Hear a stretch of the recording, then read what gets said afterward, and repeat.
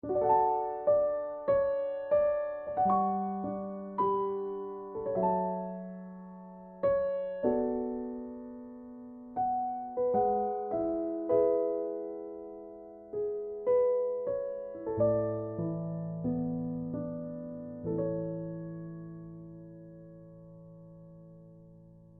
오늘 우리에게 주시는 하나님의 말씀은 우리 갈라디아서 5장 13절에서 15절까지 말씀입니다. 갈라디아서 5장 13에서 15절까지 말씀. 갈라디아서 5장 13에서 15절까지 말씀 우리 함께 읽도록 하겠습니다. 우리 13절입니다. 시작. 형제들아, 너희가 자유를 위하여 부르심을 입었으나 그러나 그 자유로 육체의 기회를 삼지 말고 오직 사랑으로 서로 종로로 하라. 온 율법은 내 이웃 사랑하기를 내 자신같이 하라 하신 말씀에서 이루어졌나니 만일 서로 물고 먹으면 피차 멸망할까 조심하라. 아멘. 예, 우리 계속해서 우리 갈라디아서 말씀을 읽고 또 말씀을 듣고 있습니다. 이 갈라디아서를 통해 통과하는 이 큰 몇 가지 주제들을 알아보면 큰 주제 중에 하나가 복음이라는 단어입니다. 복음으로 우리가 하나님의 은혜와 사랑들을 알고 하나님의 자녀가 되었다. 그 다음 단어가 자유라는 단어일 것입니다.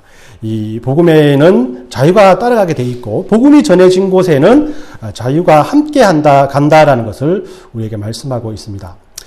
예, 우리가 지금 살아가고 있는 이 세상은 자유란 말이 그렇게 크게 다가오고 있지는 않은 것 같습니다. 도처의 사람들에게 법의 테두리 안에서 모든 것을 행하고 말할 수 있고 또 생각할 수 있고 또 예배 드리고 종교 활동을 하는데 아무런 제약이 없는 자유의 삶을 우리가 지금 살아가고 있기 때문입니다.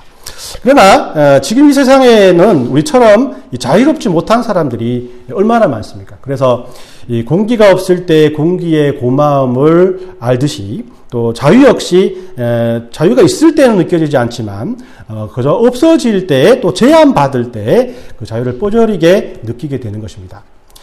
이 처음으로 복음이 전해진 예수님 당시에는 이 개인적인 자유나 또 가치가 인정되지 않던 시대였던 것 같습니다. 특히나 여자들은 인구 숫자에 들어가지 못할 정도였고 또 특히나 노예들은 사람 취급을 받지 못했던 그런 시대였습니다. 이들은 간섭이라는 자물쇠와 또 사회 계급이라는 수갑에 채워져서 자유가 없는 삶을 살았던 것이죠. 옛날에 한국에도 그랬지 않습니까? 여자들은 이 공부를 시키지 못하게 했어요. 왜냐하면 여자가 공부를 해서 똑똑해지면 집과 아이들을 돌볼 수 없게 되어서 가정이 바로 서지 못한다라는 이유 때문이었습니다. 지금에야 여성과 남성이 차별받지 않는 그런 사회이지만 그 당시 한국을 포함한 전 세계 거의 모든 사회가 이처럼 여성의 인권에 대해서는 그렇게 중요하게 생각하지 않았습니다. 이처럼 이 차별과 제한은 비단 여성에게만 있는 것이 아니라 하등 계급이나 또 노예 생활을 하는 사람들에게는 이보다 더 큰 제한과 차별이 가해졌다는 것이죠. 이런 사회에서 복음이 들어갔습니다. 이 복음은 하나님 앞에서 모든 사람들이 평등하고 모든 사람들이 그 평등 앞에서 자유로운 삶을 살아갈 수 있다고 말씀을 합니다. 그래서 핍박과 역경 속에서도 많은 사람들이 이 복음을 전해 듣게 되었고 또 그 사회와 시대를 조금씩 움직여 갔던 것입니다. 조선말 조선이란 나라는 이 서양의 강대국과 일본에 의해서 많이 어려움을 겪던 시대를 겪어왔어요. 외교적인 부분에서도 강압도 심했지만 특히나 일단 조선이란 나라의 내부적인 부패도 상당히 심했던 시대였습니다. 탄가놀이로 인해서 나라의 재정이 파탄이 나고 또 그 재정들을 백성의 세금으로 채우다 보니까 거의 대부분의 백성들이 소장농이 되었고 또 소장로를 내지 못하는 사람들은 또 종으로 팔려가게 되었던 것이죠. 이 종은 이 주인의 재산이었기 때문에 그들에게는 이름도 없었고 또 이를 뼈 빠지게 해도 돌아오는 것은 아무것도 없는 그냥 굶어 죽지 않기 위해서 일하는 사람들이었던 것입니다. 이런 조선에 이 복음이 전해졌습니다. 전도자들은 모든 사람이 하나님 앞에 평등하고 예수님을 믿게 되면 양반이든 상놈이든 종이든 모두가 평등한 삶을 살고 평등한 하나님의 자녀가 된다고 그들에게 전했던 것입니다. 이 자유란 단어를 들어본 적이 없는 사람들에게 이 복음이 자유라는 이 말은 이 복음과 같은 거죠. 진정된 복된 소식이 아니겠습니까? 그러나 이 종의 입장에서는 이 복음이 복된 소식이겠지만은 종의 주인인 양반의 입장에서 보면 그리 좋은 소식은 아니었는 것 같습니다. 양반들은 이 복음을 통해서 종들이 자유를 얻게 되면 자신들이 당연히 손해를 얻을 수밖에 없고, 또 양반과 상놈이라는 몇백 년 동안 내려오는 조선의 사회 계급 제도도 송두리째 바뀌게 되기 때문에 세상의 혼란에 빠질 수밖에 없다라는 경계심을 가지게 되었어요.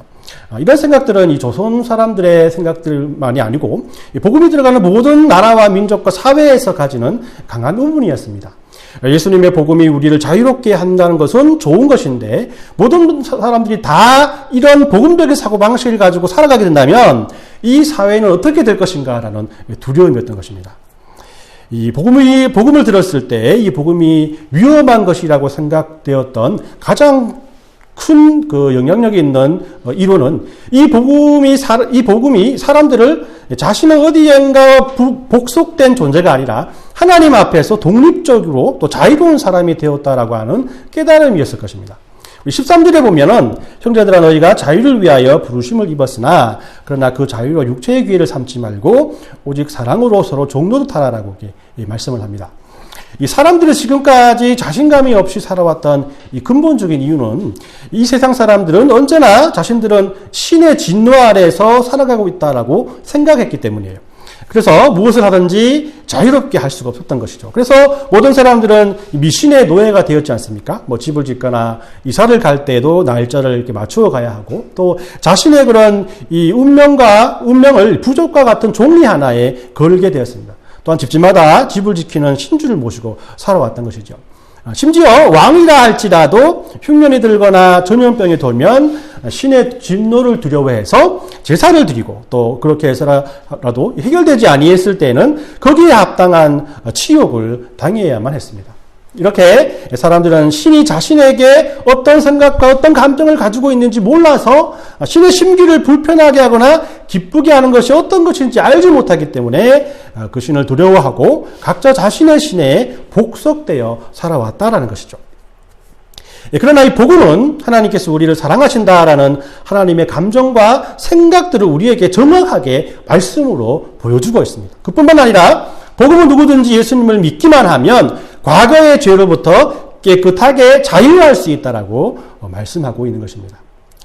오늘 본문에서 바울은 이렇게 갈라디아 사람들이 관습과 미신과 이방신들을 섬기느라 자유하지 못했던 삶에서 복음을 알게 되므로 자유함을 받은 믿음의 사람들이라고 오늘 말씀을 통해서 우리에게 교훈하고 있습니다. 그리고 자유를 얻은 그리스도인들에게는 이 두 가지의 부탁을 하게 되는데, 그 첫 번째가 그 자유로 육체의 기회를 삼지 말라는 것이고, 두 번째가 오직 사랑으로 서로 종노릇 하라는 것이었어요.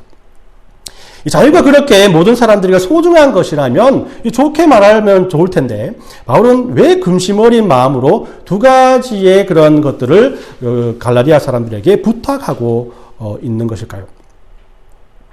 그것은 자유에는 분명한 책임이 따르기 때문일 것입니다. 아무런 책임 없이 자유만을 강조하면 우리는 그것을 자유라 하지 않고 방종이라 하기 때문이죠. 어떤 사람이 마음껏 술을 마시고 닥치는 대로 지나가는 사람들을 때리면서 이것이 자신의 자유라라고, 자유로운 행동이라고 말한다면 어느 누구도 그것을 그 사람의 자유라고 말할 수 있지 않을 것입니다. 왜냐하면 그 사람이 강조하는 것은 방종이라고 말할 수밖에 없는 것이죠. 이처럼 어떤 일을 하더라도 다른 사람의 강요에 의해서 하는 것이 아니고 자신의 자유로운 의지에 따라서 하고 그 책임을 자기가 질 수 있는 것만이 진정한 자유자의 모습이라는 것입니다. 그렇다면 이런 이 방종이라는 위험을 무릅쓰고 하나님께서 우리에게 이 복음을 통해서 자유를 주신 이유는 무엇일까요? 그 첫 번째가 우리 13절 말씀에 있는 그 자유로 육체의 기회를 삼지 않게 하기 위함이라는 것입니다. 여기서 말하는 육체라는 뜻은 신체를 가리키는 것만이 아니라 우리의 타락한 본성을 의미한다고 합니다. 즉, 이 죄에 빠져 있던 또한 구원받기 전의 영혼을 뜻한다는 것이죠. 즉, 우리는 우리의 자유를 타락한 본성을 위해 사용하지 말아야 한다는 것이에요.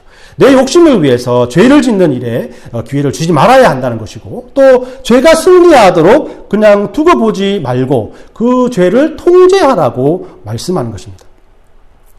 하나님께서 우리에게 자유를 주신 것은 그 자유를 죄 짓는 데 쓰지 말고 죄를 짓지 않는 데 쓰라고 주신 것입니다. 즉, 이 죄를 짓기 위한 자유가 아니라 죄로부터 자유하라는 말로 이 자유라는 단어를 쓰게 되었다는 것이죠. 우리의 자유는 나의 이기심과 나의 본성이 원하는 것을 또한 그것들을 이루기 위해서 우리에게 주어진 것이 아니라라는 것입니다. 왜냐하면 우리들의 본성은 악하기 때문에 본성이 하고 싶은 대로 놔두면 선한 행동을 하는 것이 아니라 악한 행동을 할 수밖에 없다는 것이에요. 그래서 이 바울은 로마서 7장 19절 말씀이 이렇게 말하지 않습니까? 내가 원하는 바 선을 행하지 아니하고 도리어 원하지 아니한 바 악을 행하는도다라고 고백하고 있습니다. 그래서 이 기회를 주면 안 된다라는 것이죠. 틈을 보이면 잠깐이라도 방심하게 되면 언제든지 넘어질 수가 있기 때문에 내 육체를 따라 잘못된 선택을 할 수 있고 내 제약된 본성을 따라 자유를 잘못 사용할 수 있는 존재라는 사실을 우리가 분명히 깨닫고 인식해야 한다라는 것입니다.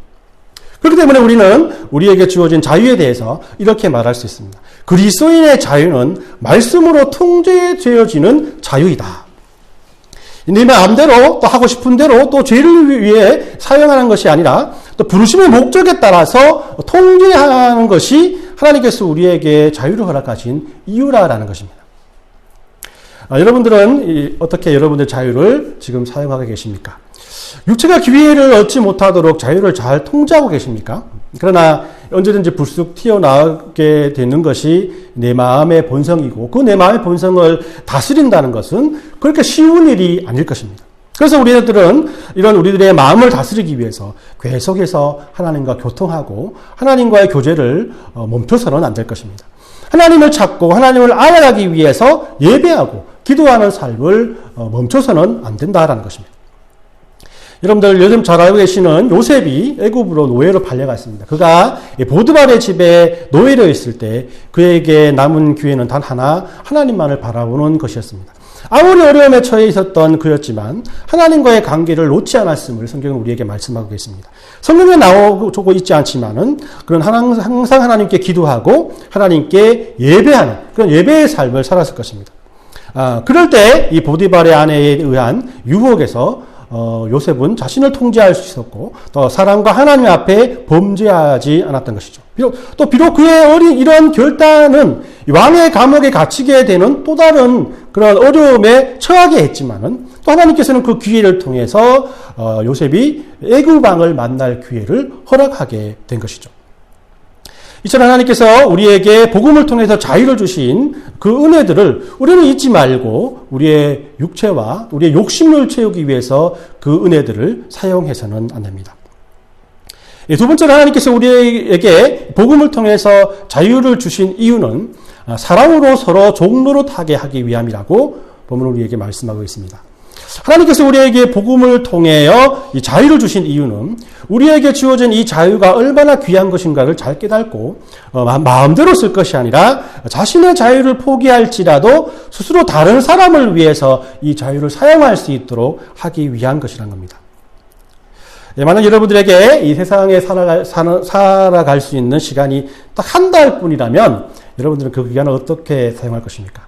허랑방탕하게 사용한다면 이생명의 가치를 알지 못하는 그런 어리석은 사람이겠죠. 그래서 한 달은 영어를 배우기에도 좀 이렇게 짧은 시간이고 또 대학에 가서 공부를 하기에도 너무나 짧은 시간이에요. 그래서 그렇다면 내가 밀린 영화나 또 밀린 드라마를 또 보기에는 또 너무 허무하지 않습니까? 그죠?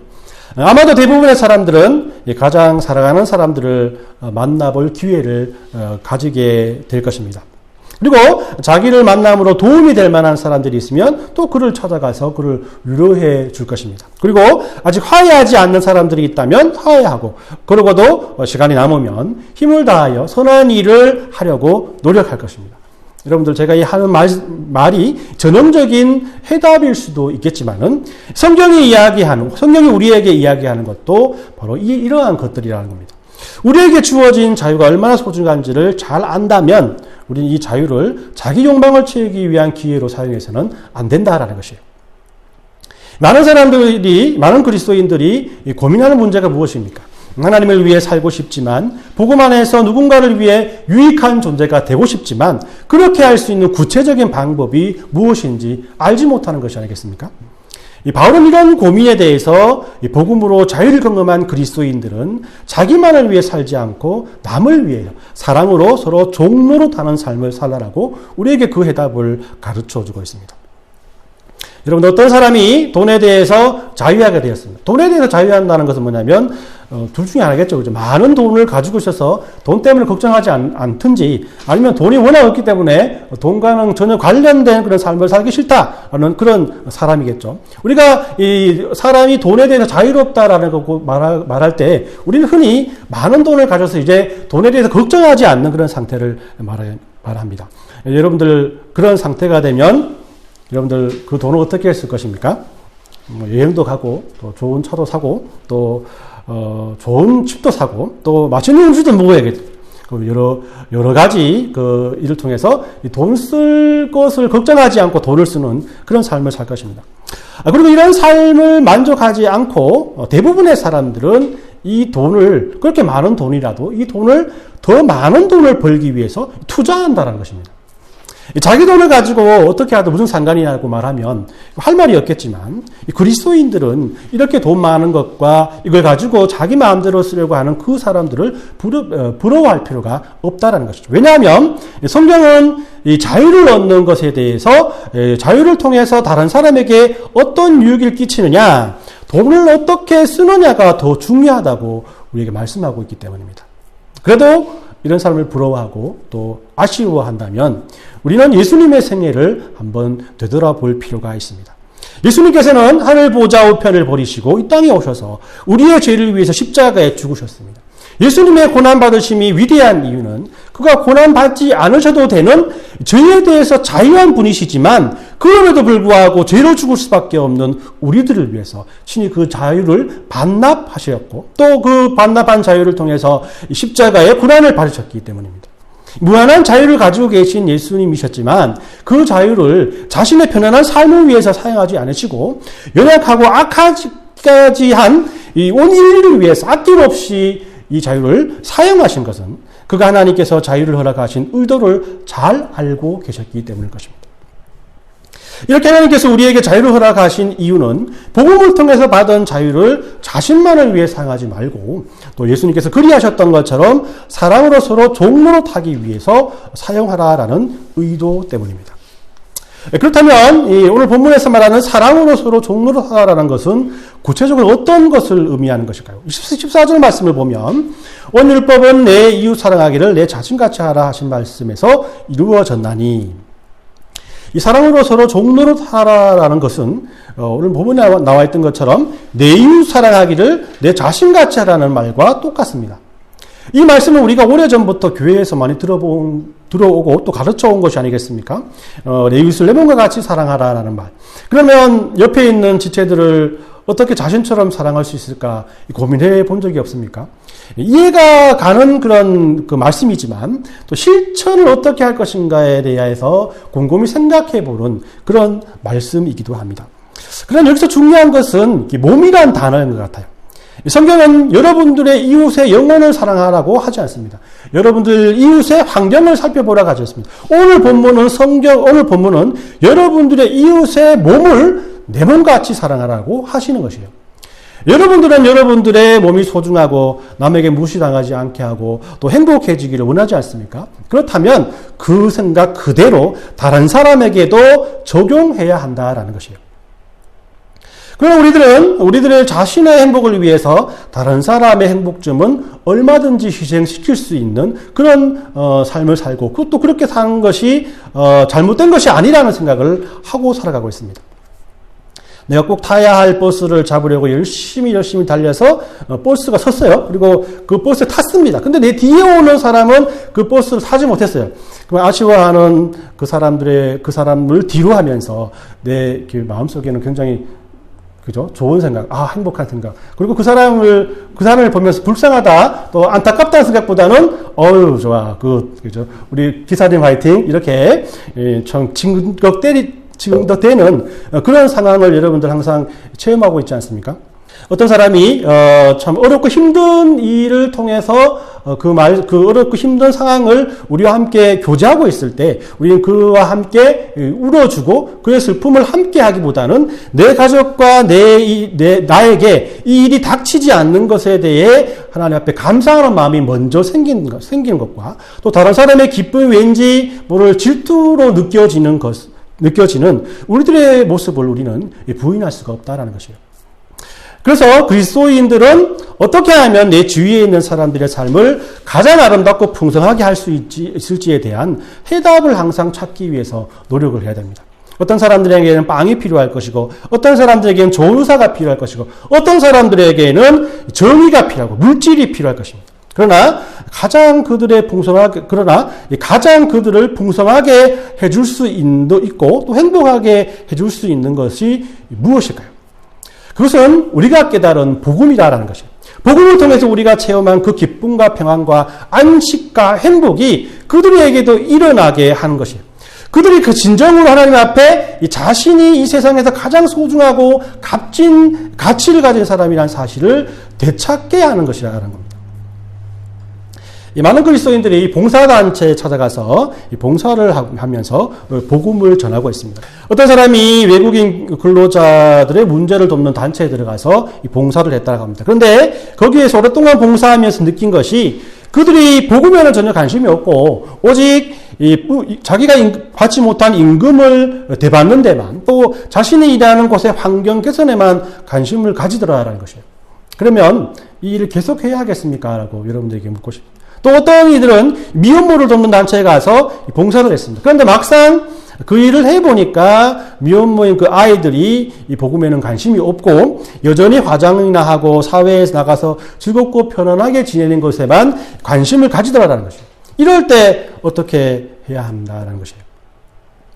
우리들은 솔직히 이 사람들의 필요를 다 채워줄 수는 없습니다. 물질이나 시간 아무리 투자해도 그게 쉽게 변화되는 것이 아니기 때문입니다. 그렇기 때문에 모든 것의 근본적인 것을 그들이 깨닫게 하는 것에 우리의 포커스를 맞춰야 된다는 거죠. 이들이 깨달아야 할 근본적인 것이 무엇이겠습니까? 오늘 본문에 나와 있는 내 이웃을 내 몸과 같이 생각하며 살아가신 예수님의 삶과 복음이 그들에게 가장 근본적으로 알아야 할 그런 사실이라는 겁니다. 그러나 많은 경험을 통해서 알 수 있듯이 이런 것들을 이 단순한 전도를 통해서 전하지는 못한다라는 것이죠. 이 복음을 전하는 사람들의 마음가짐이 그들을 내 몸과 같이 사랑하는 마음이 되어야 된다라는 것입니다. 그들을 내가 도와주는 입장에서 또 내가 복음을 먼저 아는 우월한 위치에서 그들에게 다가갈 것이 아니라 내 아들처럼 내 딸처럼 생각하고 다가가야 하는 그런 마음가짐이 필요하다는 것입니다. 내 자신을 대하는 마음으로 아껴주고 바라봐준다면 오랜 시간이 걸릴지라도 그들에겐 변화가 생길 것이고 왜냐하면 그들의 마음 깊은 곳에 우리들의 마음이 심겨지기 때문에 언젠가는 그 마음의 싹이 돋아나게 될 것이기 때문입니다. 그럼 마지막으로 그러면 우리는 어떻게 살아가야 하겠습니까? 오늘 주신 말씀을 바울은 갈라디아 성도들에게 그대로 적용하며 말합니다. 15절 말씀에 만일 서로 물고 먹으면 피자 멸망할까 조심하라. 갈라디아 사람들은 복음을 알고 복음을 주는 자유를 누려야 했습니다. 그런데 그들은 이 신앙의 자유를 육체의 기회로 삼고 또 서로 사랑으로 종노릇하지 않게 했던 것입니다. 열심을 내어서 신앙생활을 했지만 자신도 사랑에 대해서 알지 못하고 또 다른 사람을 사랑할 줄도 모르는 그런 삶을 살았다는 것이에요. 서로의 신앙생활을 지적질하고 또 서로에게 상처를 주는 상황들이 계속 유지되었고 이것을 통해서 이 갈라디아 교회가 혼란에 빠지게 되었다. 바울은 이런 갈라디아 사람들을 보면서 이러다가는 다 죽어라고 경고하고 있다는 것이에요. 오늘 많은 교회가 처음에는 복음 안에서 믿음으로 함께 했는데 교회가 커가면서 또 세월이 지나면서 성도들 간의 분열로 하나가 되지 못하는 경우를 많이 봅니다. 이 가장 큰 이유가 무엇이겠습니까? 많은 이유가 있겠지만은 가장 중요하게 생각해야 할 것은 오늘 본문에 내 이웃을 내 몸과 같이 사랑하라. 서로 사랑으로 종노릇하라라는 성경의 말씀을 실천하지 못하기 때문입니다. 교회의 모든 어려움은 이웃을 찾지 못하는 혼돈에서 온다는 것이에요. 성도들을 각자가 자신의 이웃이 교회의 지체인지 밖에 있는 정말 우리의 이웃인지를 알지 못한다는 것입니다. 만약 여러분들, 만약 모든 성도들이 서로 사랑으로 종노릇 한다면, 모든 사람들을 내 몸과 같이 사랑한다면, 이 모든 문제들은 해결될 수밖에 없을 것입니다. 그렇다면 여러분들의 이웃은 누구입니까? 멀리서 찾지 마시고, 밖에 있나라고 생각하지 마시고, 바로 여러분들 옆에 있는 지체들을 한번 바라보시길 바랍니다. 여러분들의 그 진정한 이웃은 나의 도움을 필요로 하는 모든 사람이다라는 사실을 우리는 믿어야 합니다. 그 사람의 피부색이 어떻든지, 그 사람의 신분이나 지위가 어떻든지, 그 사람과 나의 평소의 관계가 어떻든지, 그 사람이 지금까지 어떻게 살아왔든지, 나의 도움이 필요한 사람이 모두가 나의 이웃이라는 마음으로 그들을 찾아간다면, 그들에게 내 몸과 같이 우리의 사랑을 전해주기만 한다면, 우리들에게 펼쳐질 어렵고 힘든 모든 문제들이 다 해결함을 받을 수 있다는 것입니다. 제가 이 집사람하고 이 성탄절 선물에 대해서 고민을 했습니다. 이제 연말이고 하니까 뭐 선물을 좀 드려야 되지 않을까요? 그죠? 근데 이제 집사람이 성탄절 선물에 대한 의견을 하나 주었어요. 선물을 사러 다니다가 문득 생각이 들었답니다. 요즘 뭐 이 선물을 받고 선물을 받을 만큼 부족한 사람이 있을 것인가. 솔직히 우리가 또 이렇게 찾아보면 그 모든 것들이 좀 이렇게 뭐 진짜 고가가 아니면 또 우리가 그렇게 필요한 것이 있는 것이 아니잖아요. 그죠? 뭐 가방 다 있잖아요. 여러분들 어떤 다양한 아이템을 주더라도 그것이 여러분들에게 상당히 필요한 아이템들은 아닐 것입니다.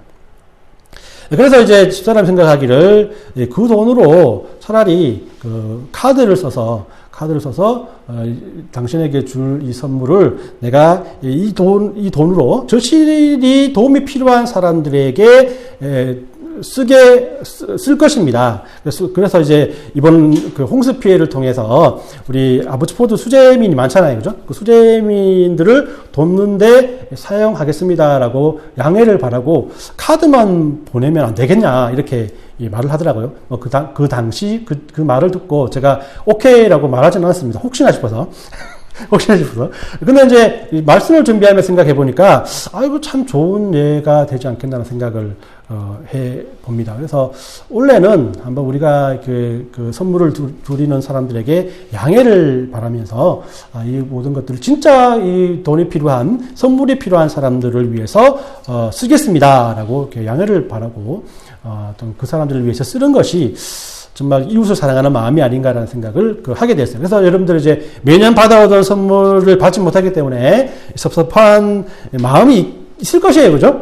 그렇잖아요. 조금 섭섭할 수도 있습니다. 그러나 실제적으로 이 물질이 필요하고 도움이 필요한 사람을 돕고 또 그들이 기뻐한다라는 그런 마음을 여러분께서 확인할 수 있다라면 우리가 선물 받을 때와의 기쁨과는 비교도 안 될 그 크나큰 기쁨과 감동이 여러분들에게 있지 않을까라는 생각을 해봅니다.